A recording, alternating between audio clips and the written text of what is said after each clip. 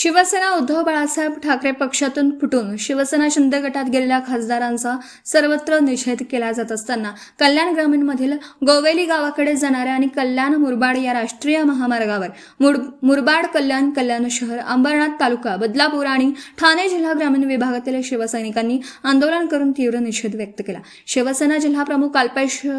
भाईर यांच्या नेतृत्वाखाली झालेल्या या आंदोलनात शिवसैनिकांनी गद्दारी करणाऱ्या खासदारांचे पुतळे जाळल्यात, तसेच पोस्टरला जोडेही मारल्यात। यावेळी उपनेता अल्ताफ भैशे, कल्याण शहर प्रमुख बाळा परब, जिल्हा संघटक संतोष सुरोशी, उपजिल्हा प्रमुख कृष्णा धुमाळ, महिला संघटिका रेखा कंटे, मिनल कांबळे, नगरसेवक राहुल कोट, कल्याण तालुका प्रमुख नरेश सुरोशी, मिनल कांबळे, सुनीता लेखावरे, संकेत भोईर, संतोष भोईर, विशाल गारवे, नगरसेविका स्वप्नाली केणे,